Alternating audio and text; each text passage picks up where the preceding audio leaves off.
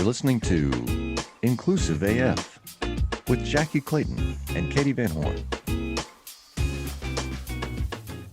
Good morning. This is Katee Van Horn. And this is Jackye Clayton. And this is the Inclusive AF podcast. Happy Wednesday. I don't know when people actually listen to this, but usually it pops on Wednesday. So we'll just say happy Wednesday to everyone. How are you this morning, Jackye? I'm like holidayed out. Like, I don't understand. I just need a pause button on life. Yeah, it's that time of year. Yeah. It's really fun because everyone under the sun has parties and different things going on. So it does make it really interesting. But yeah, I agree with you. I think I just need a pause button. Yeah. Slow it all down. Overall good. Overall good, But I also think it's the fact that 2023 is in like 5 minutes. So like, and I have no soup spoons. Like, I don't even know how I made it this far. Like, that's how I feel right now in my life. Like, we're approaching these. We're so close. Yes.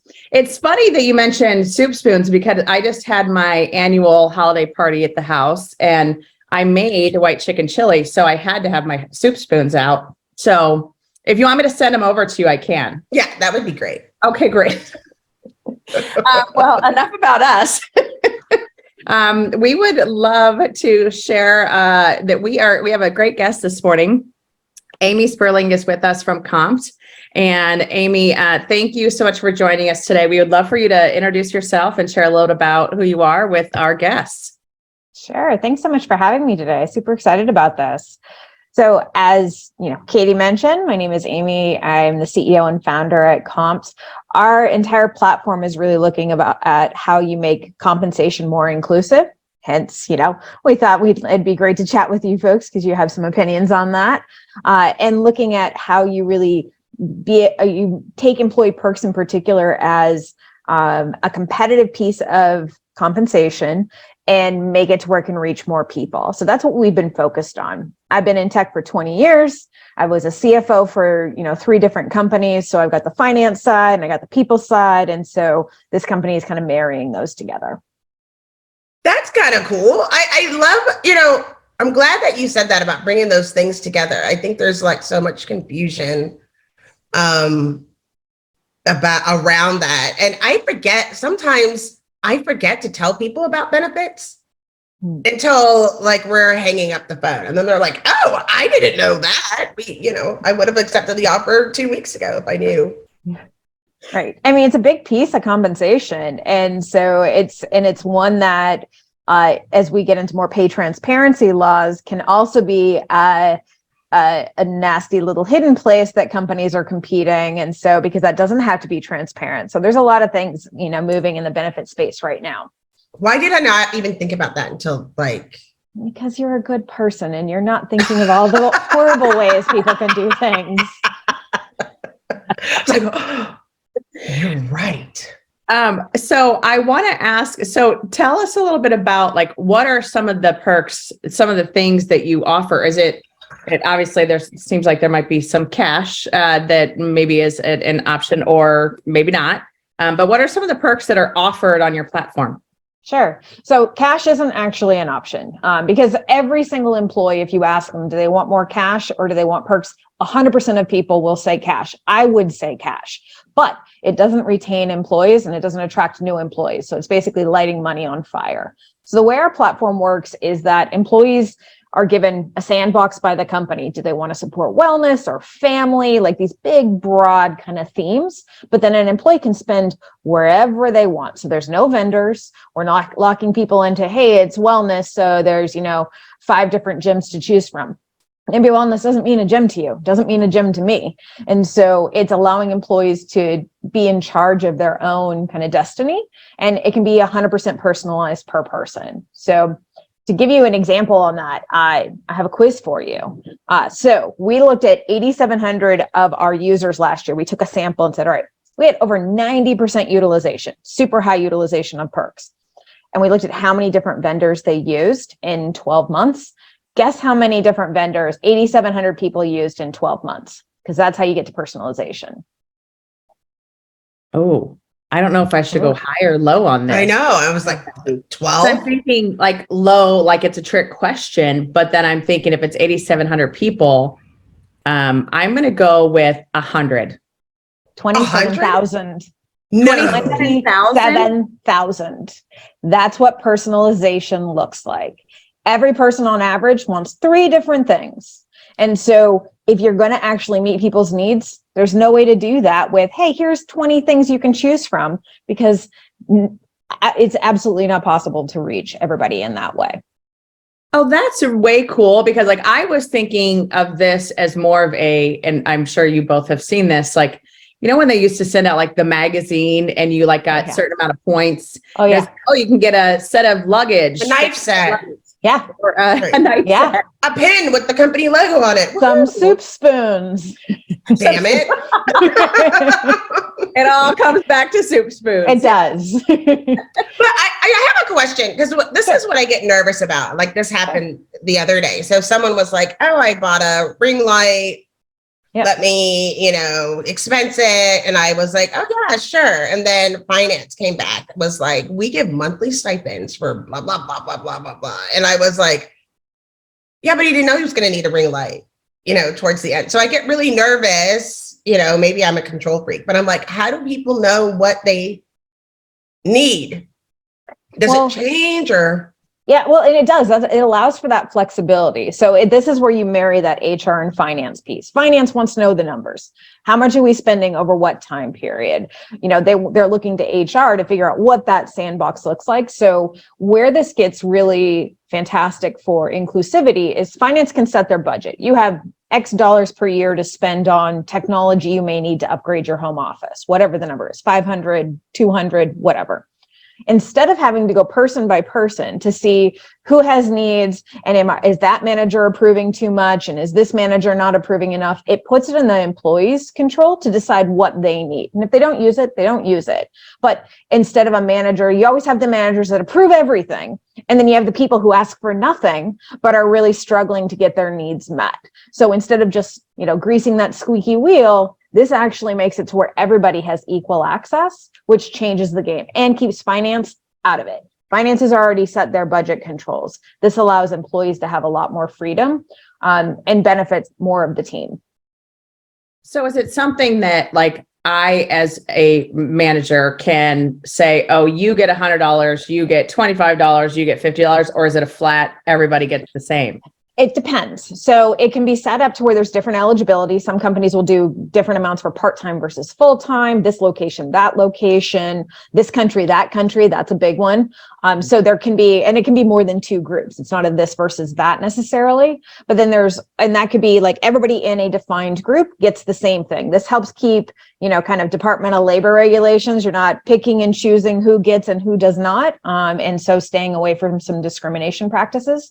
But then you can also give managers budgets so that they can spot bonus their team members as well. So you can say, hey, marketing leader, you have X dollars to recognize your team or to manage things. So it gives both kind of aspects.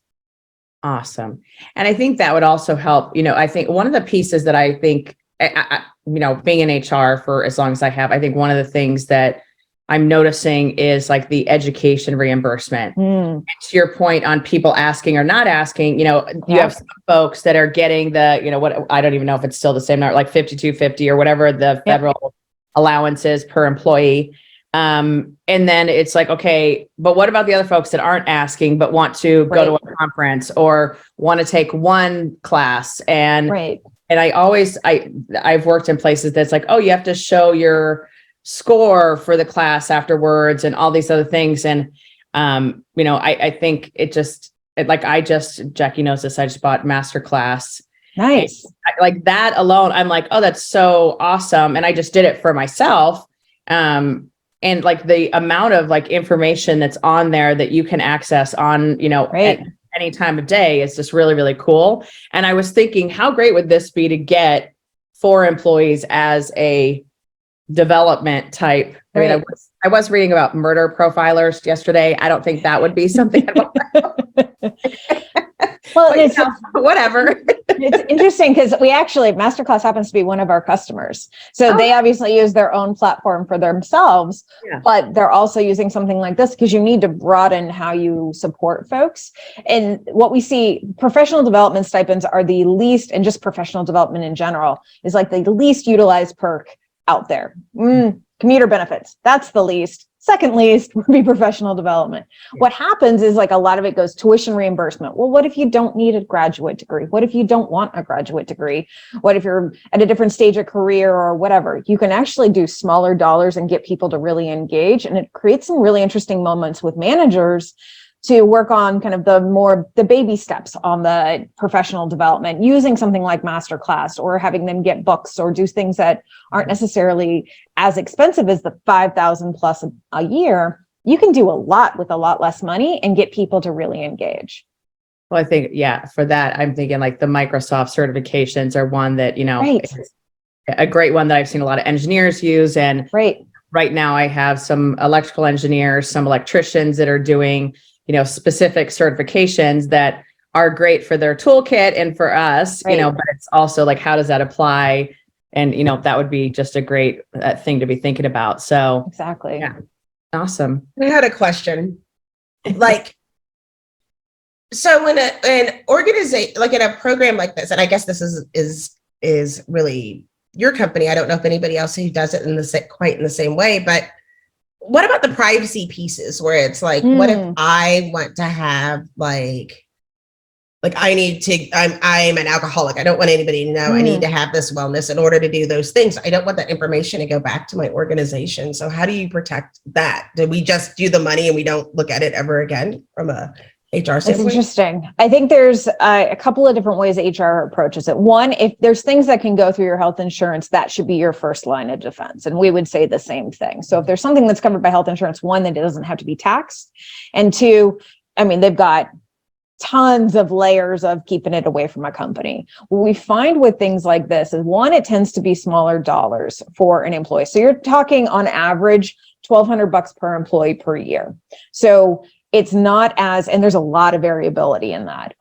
So it's not that we don't find that most people are going to put in super, super sensitive, hey, I went to this type of doctor, because that's going to go through their health insurance. What we do find is that some folks will have, like some companies for wellness, because it's taxable through this type of a stipend, may say, hey, upload a picture of something that makes you happy. Like we'll just ignore the receipts on anything wellness related. We don't find most people are uploading things that are specific and medical with this type of a program, though, because it sits kind of beside medical.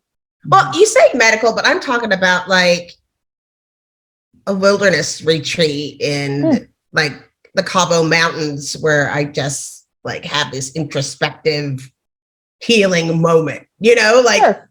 I think that for me, Vegas counts as wellness. I think sometimes. As an organization, the Inclusive AF podcast would need to spend about $5,000 per year on trips to Cabo. And I like ski, and Katie likes warm. Like, how do we say? Well, it depends on the company and depends on the organization and their philosophy. Some folks are, pretty wide open on what wellness means. And, something like if Vegas is good for your mental health, I think that'd be a struggle for most HR leaders to say, hey, go to Vegas on your wellness stipend. But they're likely to include other things in a wellness stipend. So things like financial wellness, pets, maybe, family would be in part of that. So including things like that versus it being, hey, personal travel, go wherever you want. So they usually put a little bit of guardrails. This isn't meant to be a free for all. Otherwise, if it's going to be a free for all, just put money on a paycheck. And that's what I was wondering. Because some of the things, and that's the part where it's like, if I was Katie's boss, I would be concerned about the pet stipend. And the more I saw Katie spend on the pet stipend, I would be concerned about their personal wellness. Yeah, this doesn't go to the boss level. Like boss is not reviewing. It's HR only is who the reviewer is, because it's going up to basically do a culture sanity check of, does this align with the category we selected? And if as a company we decided pets is okay, then Anything Katee spends on for her pets, that's okay. Her manager's not going to have any idea what she's spending on though. Yeah, Jackye. So I can. Well, I mean, when I say boss, I am HR. So you're saying trust HR? Well, I should never be Katee's boss, basically. So, but you probably wouldn't. But you probably wouldn't select the pets category if that was something that you didn't want to align to. So it's really aligning it with what your cultural values are and what you want to focus on. So you can you're like when you're saying, okay, these are all the categories. Let's make sure our okay, understanding. See, I'm not, I'm drinking soda in the morning. The caffeine has not fully hit. So that makes sense of having that, because that is what kind of how I started. Like my biggest fear is that we're giving people options, but they aren't selecting it for their own personal wellness. Then later having someone come back and say, I need this for my personal wellness. And it's like, oh, well, you used it all on. Yep. You used it all. That's the answer. That's your answer though, is, we're not doing one-offs anymore. We've provided something for everyone. We treat everyone like adults. It's on you to manage that. So allowing for that inclusivity to where everybody has the ability to use it in a way that matters to them, but also keeping you from having to do those one-off conversations where it's like, you're approved, you're not, like taking HR out of that parental role of, deciding who gets what allowance. I hate the term allowance. I hate it so much. I'd like it to go away. Like, we're all adults here. We're not 5-year-olds who made our bed. I love this. And I'm just looking at your website and I love some of the things like when now, obviously you just mentioned that like companies can decide what are the categories or whatever. Yep. What are the things that people are using this for? Like, what is the most used? Is it like fitness? Is it learning? What are the categories that pop the most in organizations? So we've seen a couple of trends. So at the beginning of COVID, we saw a lot of remote work stipends where everybody was like, go home. Here's an amount of money. I don't want to figure out your desk, your chair, your monitor situation, but here's an amount of money and go do what you need to do. And we're spending the same on everybody. So we saw that at the beginning of COVID. We then saw a year and a half, 2 years in, wellness went right to the top when everybody is like, oh my gosh, my people really need help with mental health, physical health, all the things. That one stayed consistently. Like companies tend to focus on wellness. But this year we've seen a huge rise in out-of-state care stipends. So where companies who have people, particularly in southern states where the laws have changed, who need access to care, this is a way for companies to say, hey, here's a stipend if you need it. Here are some parameters, but here's how we do this in a way that walks a very fine line between, documentation or not. With a lot of this, you don't want to document things, and how you get folks access to be able to leave their home state to be able to get the medical care that they may need. Interesting. We give a stipend just to get the hell out of whatever state that you're in, which I found was really interesting. I think they did that for me. I think they were like, are you going to leave Texas? Are you moving out of Texas? No, but thank you. I do have the ability. That's interesting though. Like on like I was just thinking about, some of the HR tools that we see when we go to conferences, mental health, obviously, yes, has been a major topic and something that we've seen a lot more development in those platforms, those apps, that type of thing. Is it something that you combine it with benefits? So for example, there's, I'm trying to think of the mental health, like that's an app that you can, look up a doctor and get an appointment that day. And like, is that something that, do you combine it with the benefits that that you have offered as an HR team, or is this truly completely separate and there's no don't ask, don't tell situation going on? I don't know if I'm asking that correctly. No, I think I follow. Okay. It depends. Different organizations do different things. So some will have some sort of an agreement with, like a Headspace or a Calm, something like that, a meditation app. They may have that, but you typically find pretty low utilization across the team. So what we see a lot of companies doing is saying, look, we want to support your wellness, and they'll put out some, verbiage around it. We want to support your mental health, your physical health, your financial health, your family health, your whatever. And then they may make suggestions, but they don't sign up contracts necessarily with those companies because, especially in this financial environment, signing up for each individual thing is very expensive versus saying, hey, we support it. You're an adult, you know what you want to use. We're just here to support whatever it is you're spending on. So go do, if you want to see, a professional, if you want to get an app, if you want to do whatever, cool, we'll support that. And we can pay for it. And what is the average spend per head? Like, is there an average? I mean, obviously, I'm sure that, companies that have a bigger budget for said things probably have more money, but is there an average that most companies? Right now, the average is about $1,200 per year, so about $100 per employee per month. But I will say that there is a very wide variability in that. We see as low as $200 a year, getting very good utilization. And there's no correlation between big company, big or small budget, small company, big or small budget. There's also no correlation between utilization and budget size. Big budgets don't get better utilization. Small budgets don't get worse utilization. It's really about the flexibility. And so when we work with companies, we're helping them design, regardless of what your budget is, we can design a program that's going to get you that, 80 to 90% utilization across the team. And so it's much more about the flexibility and how you design it for the team than it is saying, hey, spend lots and lots of money. That's how you do this. More money doesn't equal more utilization. Interesting.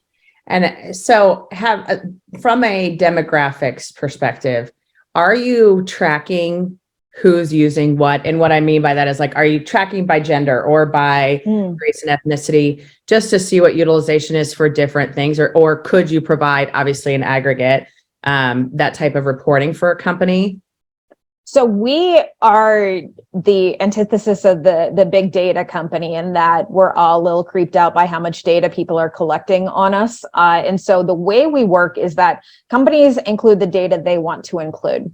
And it's usually, it's always name and email address and company ID, obviously, because you got to pay people. But sometimes they almost never include gender. They might include location, department, tenure, things like that. So all of that we have access to, and we can report on. Country obviously is included as well, because this works globally. But we're not taking extra data from employees or looking at those pieces and trying to draw correlations, because both HR employees and ourselves are pretty sensitive to what is being collected on people and where's that data go and to what purpose. Right. We're pretty skeptical of that too. Okay. I need it. I'm looking at those things. I want to know, because the challenge is always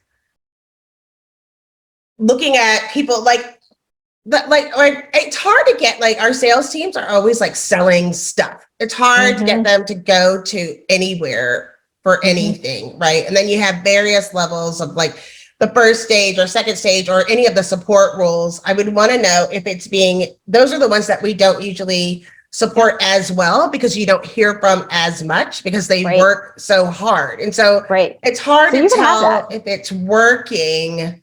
I would want to know if it's working for various groups, or else I couldn't tell if it was being very inclusive. I guess, But you can include that data. You can include any data you want. We're just not telling you have to include it.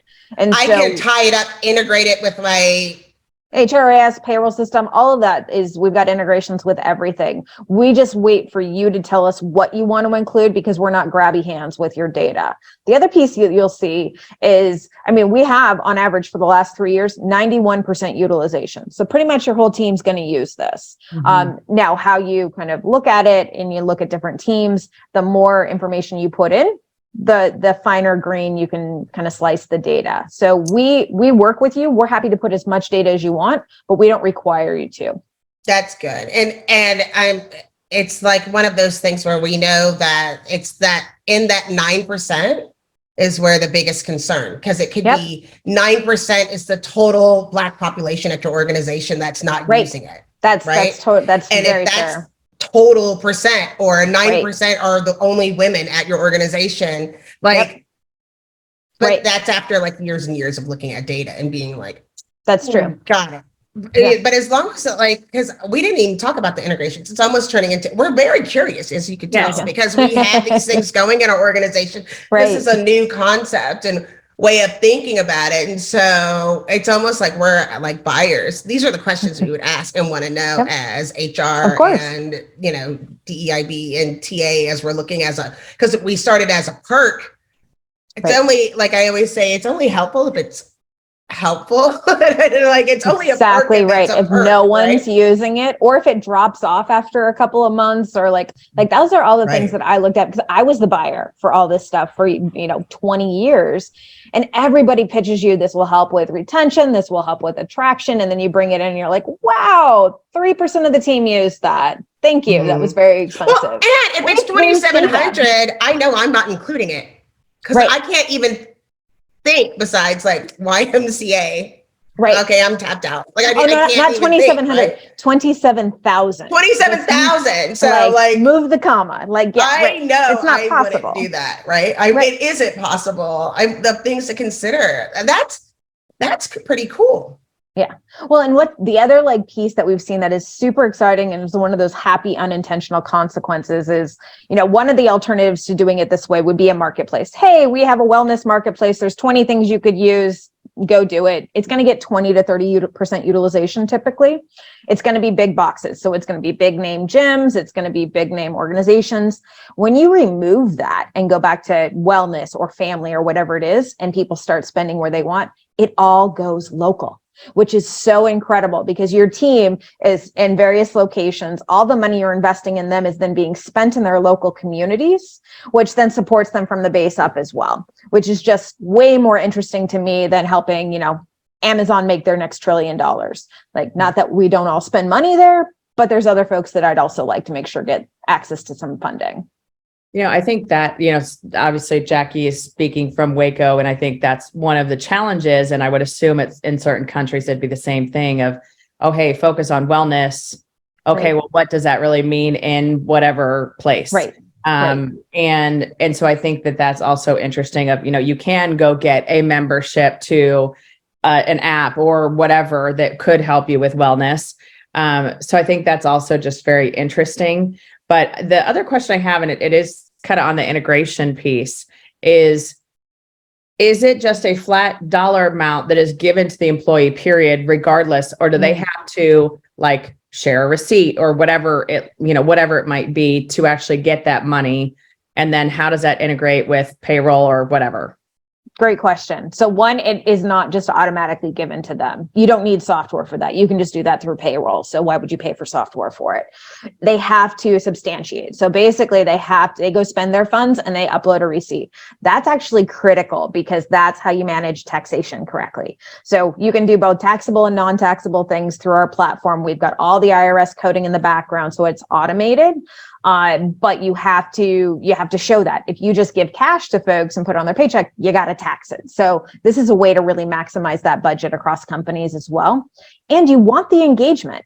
The whole point here is to get people to feel like you are supporting them and get them engaging, because when they do, that's when they're more likely to be retained. And so, Google actually did a study on this on their own population. They gave part of their population a little bit more cash. They give part employee perks and said, all right, what's retention look like over these two groups? And they found that the group that actually received things and felt connected to Google because of it, far more retained than the folks that were just given some more cash.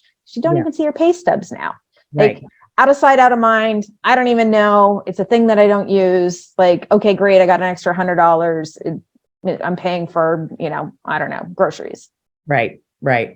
It is just an interesting concept because I think that's something that, well, to your point, and obviously as a CFO, a former CFO, you get it. That would be the biggest challenge. And that's always the biggest challenge with a lot of HR initiatives is, getting finance on board. The other question, you mentioned utilization a few times. And one of the things that I have found with, pretty much every benefit, there's a couple different things that happen. It's I didn't even know we had this benefit or, different things that come along. And so how do you publicize it? How do you share it with the team? And how do you keep that ongoing engagement so it doesn't taper off? Right. So we handle all that. It's all automated in the software because that is one of the biggest things. You go into companies, there's usually a big wiki page of all the different things that you have access to. You see it in onboarding and you never look at it again. And if no one's engaging with it, even really good, great stuff, it's not a retention tool. So the software is actually automated to do all of that. There's usually one email that HR might send out that says, hey, announcing this thing, you're going to see an email. And we take it from there. So we have, over the last 5 years, tested out frequency of notifications. We don't want to spam people, but we want to make sure that they're using their funds. And what we find is that organizations usually hit 70% utilization in the first month, and then it goes up to about 80, 85, 90, and it stays that way. We still have our first ever customer on the platform from January of 2018. Like, we've got a lot of customers that are on their third and fourth year because they just keep seeing that high utilization. It doesn't drop down over time, which is something that I watch, because if people are not interested in it, we're doing the wrong things. Right. Absolutely. And I guess that kind of goes to my next question. How did you come up with this? So, kind of backtracking to probably where we should have gone at first, but how did you come up with this idea, this concept? Sure. For Compt? There's a lot of screaming into the void as a CFO, where I'm like, I've got people in 12 countries. Every single person's walking through my office, because I had an office at the time, wanting something different. All I do is say no. I feel like a horrible person. They're asking for reasonable things, but if I do this for you, I got to do it for everybody. And then nobody wants that thing. And like, I was so frustrated that I was like, all right, the employees are not wrong. This is their compensation, and it should be personalized for every single one of them. But I can't operationalize that. Like, HR and finance are the two smallest teams in any given company. So how do we make it work for both? And it's like, all right, operating on we need personalization, but we also need those outcomes. Like, HR needs those outcomes, because otherwise, what's the point? And so it was walking that fine line. I waited for somebody to build it for a few years. I was talking to HR leaders and CFOs going, oh my gosh, would somebody just build this thing? I tried to get a few engineers to just build it for me. And finally, I was like, I can't build another company to scale if I don't have this, because it's a critical component of compensation and I need it to exist. And so I turned 40 and said, to heck with it. I'm out. Like, I'm going to go build the thing. I'm glad you built it. And as Katee mentioned, I live in Mayberry, and like, there's never anything ever here. Right. Right. And even in those communications where I've gone to meetings and they're like, what's your favorite thing at Trader Joe's or Whole Foods? And like, I don't have either one of those. Like, oh, What's your favorite thing? Right. It's like, I don't have any of those things. And I don't want makes me sad that you don't have a Trader Joe's. Doesn't it make you sad, Amy? People are like, I'm not a Trader Joe's fan. Oh, no. Okay. I'm not. I bet you Amy would love HEB though. Would love HEB. It's Texas' greatest. Okay. I don't know it either. But I mean, that's the thing, like with COVID, like there were things that were already breaking beforehand, but with COVID, so many people scattered across the country and teams got so distributed, and then people started hiring in all these different communities, which is fantastic. It actually helps us build more diverse companies when you can hire from everywhere, not within a 20-mile radius of an office. Mm-hmm. And so we need to be able to support those people wherever they live, with whatever access they have. This is a way to do that without having to prescribe, hey, we have 24-hour fitness. And you're like, great. The one that's closest to me is 40 miles away, or there isn't one. And so making it just much more broad and inclusive. That's fantastic. So as you look at the future of this organization, like, what are the things that you're excited about? What are the things that you're going to be working on? What's on your roadmap? So things that we're thinking about, especially in this down market, is how we help companies really consolidate tools. It's really expensive to have a bunch of different types of tools. You're paying for each individual one. So we have a couple of things up our sleeves. I can't announce it yet, but to consolidate some of that. So we already have rewards and recognition and the employee perk stipend piece in our platform. We have another key kind of component that's going to significantly shrink finance budgets, which is just when you're in a market where you're like, I need to do this thing, but I have no money. That's what we want to help companies do. You still have to retain your people. You still have to attract them, but now your budget is really small. We want to help those companies because we understand that it's really hard to compete against big companies who have reach everywhere now. We want to help smaller companies be able to do that. Very cool. I think it's great. I mean, I think it's something that every organization could use this. And I think, obviously we focus on DEI, we focus on, how do we create environments that are inclusive? And I think having a tool like this, it's not just hey, we care about you as an individual, but here's a way that we do. Here's a way that we can actually demonstrate that we're looking at the specifics, whether you're in Waco, in Phoenix, wherever you are, there are things that you can use with this platform that I think it's great. Can I double click on that point for a second? That's something that was one of the core pieces that I was looking as we were building this. Like, I don't think most organizations want to be homogenous. I don't think they set up to say, hey, we want to exclude people, but they started out with a certain base. They're paying those people a certain amount of money, and then they're adding benefits to keep those people happy. And then you attract more people who like those same exact benefits. And it's this never ending thing where, of course, you're not spending money on people you don't have, but how do you build that environment? This is a way to actually do that. You don't spend more money, but now you can broaden your reach. So it kind of wins for both finance and HR, because that was one of the things where I'm like, look, all of my prior tech companies, I was not a founder. Like, they all look like every other tech company, 80 to 85% white males. And I was like, okay, yeah, you wonder why women, moms in the suburbs don't want to commute in. Like, well, look at the benefits that we have here. It's happy hour at 6:00 on a Friday. I won't be there either. Like, what are we even doing here? This is a way to actually support all kinds of people at different stages of life, different, like all of those things, without having to prescribe it. Like, that's the piece. Get HR and leadership teams out of prescribing how people should live. I think that's great, because I think that is one of, so Jackye and I are very fortunate that both the organizations that we work for during the day are not that normal tech company. And I think that's the thing, when you think about starting an organization, a lot of times it's, who are your 5 closest friends that you're going to recruit to come and help you? And so, yes, it does become very homogenous. It does. And so, that is something that we talk about, this exact thing of benefits, not just being for the people that are in your organization today, but who are you recruiting? Who do you want? Right. And, I think the folks that are coming into the workforce now, it is something that we have to keep up with. What are they wanting? What are they needing? What would be helpful? Right. And it's shifting. And I'm not someone that believes in like the generational, oh, that's so different. But I definitely think that just knowing that different times in your life, there are different things that you're looking for. Right.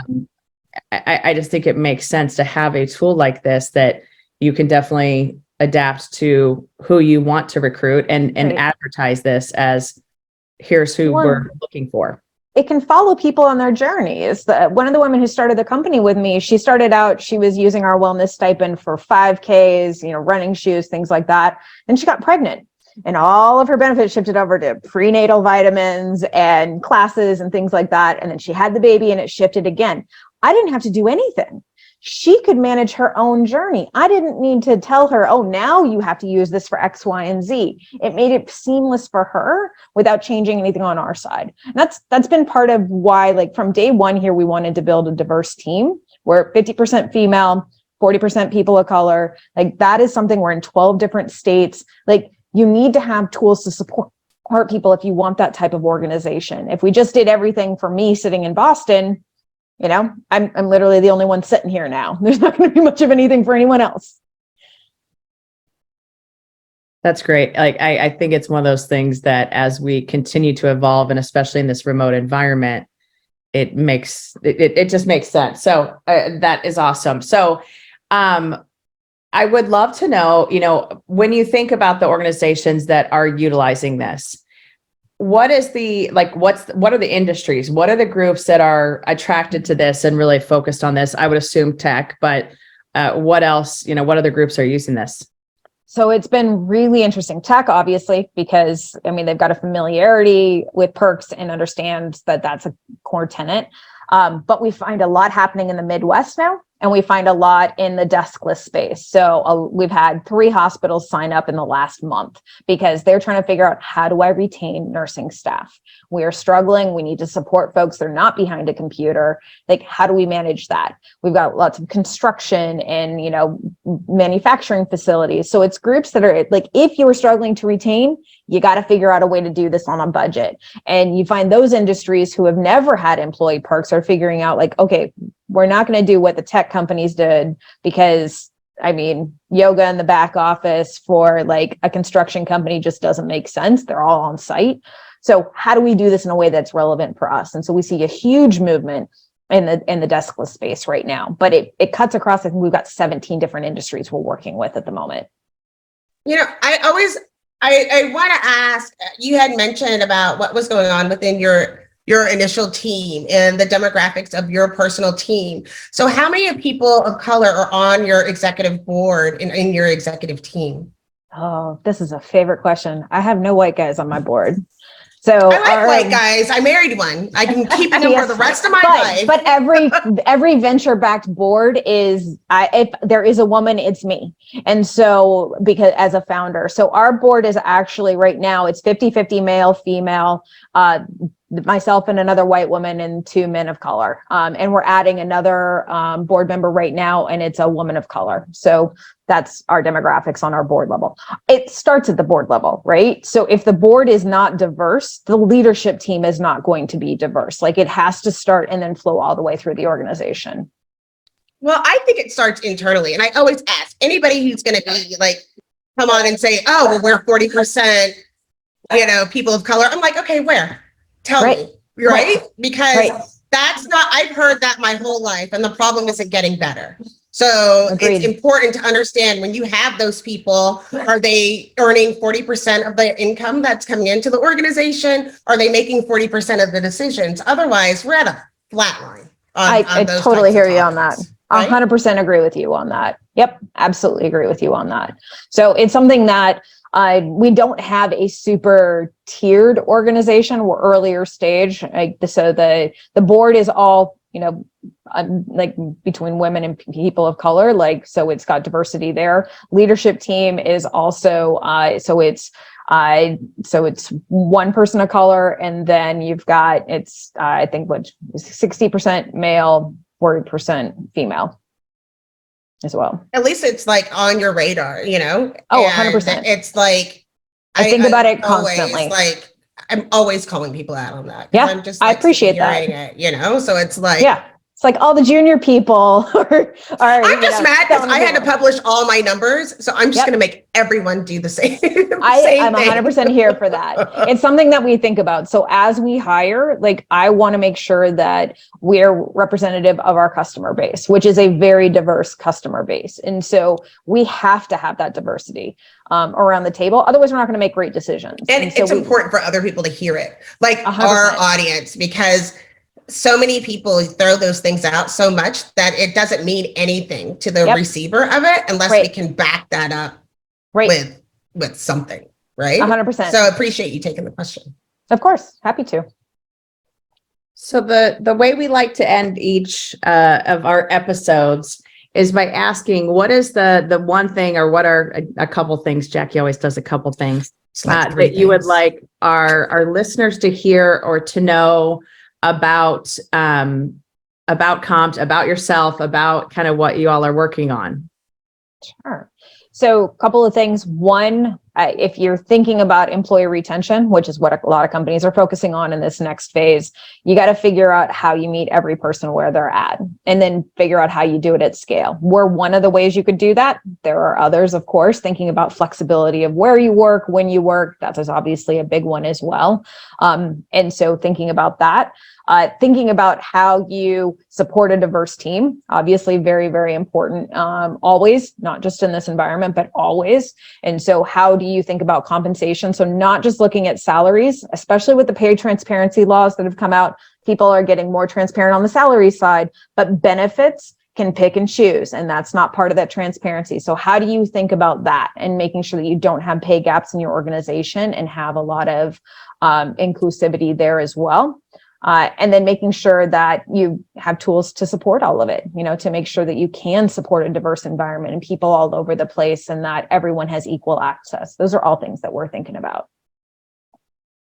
Awesome. Jackye, what you got? The first thing is quit trying to make this so freaking hard on yourself, right? That's what I got the most out of it. I'm like, yeah, what are we doing? I think I'm going to have a meeting that's going to be a full day of going over this stuff, right? When I could just sign up and have do what you want to do. And so I think that's important. Don't make it hard on yourself. It is worth an investment to allow people to make those choices. That was number one. Number two, we talked a little bit about it. And as a new like empty nester, I didn't even think about like, oh, like my needs have changed. Like I totally want the 6 o'clock happy hour. I could end up pregnant, God forbid, but then I would want that to shift. But then my kids aren't home, right? But what if they come freaking back home? That's what I just thought of. What if they come home?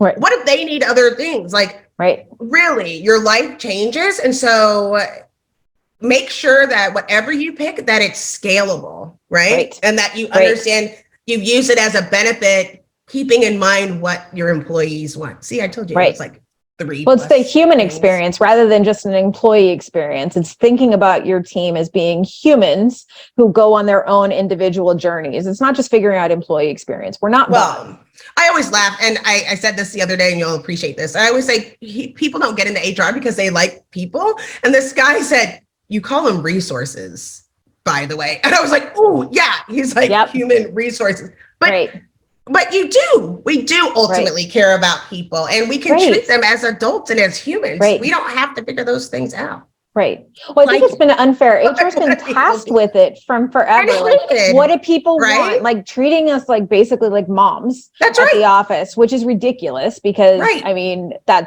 don't have children. I should not be making those decisions for people. But you need to like take a step back and let HR actually focus on outcomes. This is where HR shines. What outcomes are we trying to achieve in as an organization? And how do we get there rather than focusing on, oh, well, maybe we should use this gym or this student loan repayment. Like focus on what you're trying to drive with the team, the type of team that you're trying to put in place and how you support them without doing the picky and choosy thing, which gets back to like allowance and like, hey, nice job, filing your paperwork on time. You get a little something like that they may or may not want. Here's a catalog. Don't call it allowance. That's the grossest part. I never realized, I never put the like mom, parent, HR allowance. The allowance thing I find pretty horrifying. I know it's a common term and I know that it's, it's not intended that way, but that's what I hear. I hear like, I'm a 5-year-old and I made my bed. Me too. And I'm not making my bed, but I still want my $5. I think the piece that I'm coming back to as we're having this conversation is one that Jackye and I have had offline a couple times. We recently were at an HR tech conference, and there were like a multitude of like really cool tools and really cool things that you could do for your employees.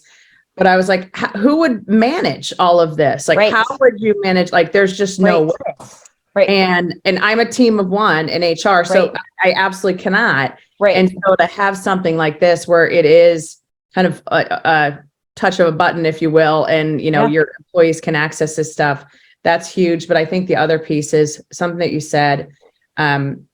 It's not just about the people that are in your organization, it's about the folks you want to recruit.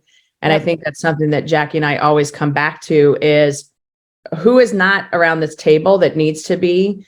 And how do we create an environment that's inclusive, create an environment that folks can be productive, do great stuff, and having something like this that they can decide, oh, I want to, I'm in this role today, but I want to be in that role in 6 months. So here's how I get there learning wise, or, hey, I want to go start working out because it's January and I've decided I'm going to, turn over a new tree. Those are the things that you can do. I'm going to go get a Peloton bike or whatever it might be. And so I think some of those are just like, it's just a great way to offer this stuff to folks in the right way. And I truly, from the bottom of my heart, deeply appreciate that the payroll piece and the tax piece. Oh God, that has to be there. Otherwise, figuring out taxes on this stuff, figuring out it cannot be like HR has no time for that.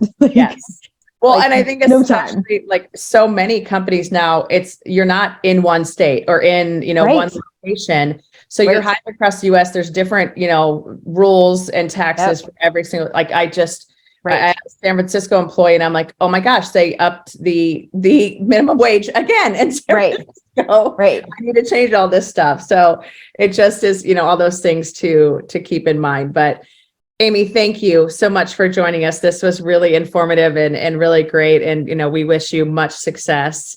Thank you. Yeah. Appreciate it. Absolutely. This is Katee Van Horn. And this is Jackye Clayton. Bye. Bye.